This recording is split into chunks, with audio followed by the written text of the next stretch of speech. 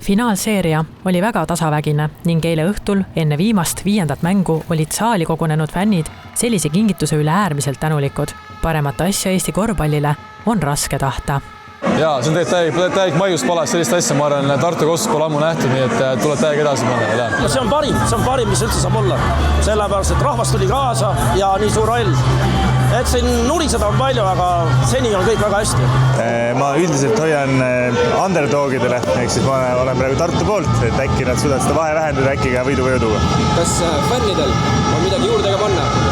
Kindlasti, ma istun kindlasti Graamo fännide sektoris, nii et sellest on väga põnev jälgida seda mängu.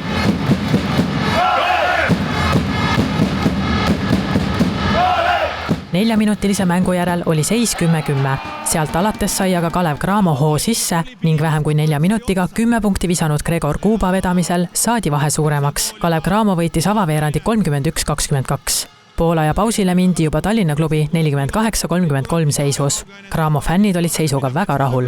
Sellepärast, et hakkab ka minema nii, nagu on kogu aeg pidanud minema. Mitte nagu mingid kohvunikud on meil siin ära rikkunud. Teisel poolajal jõudis Tartu paaril korral 6 punkti kaugusele, kuid kohtumise võitis lõpuks ikkagi Kalev Cramo 91-75, teenides sellega klubi ajaloo 15. tiitli.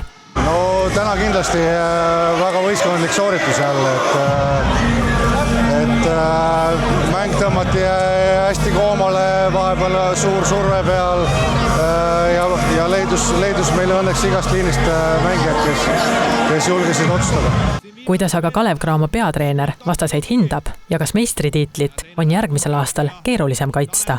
No, Tartu on juba mitu aastat välja öelnud, et nad soovivad meile konkurentsi pakkuda ja meie käest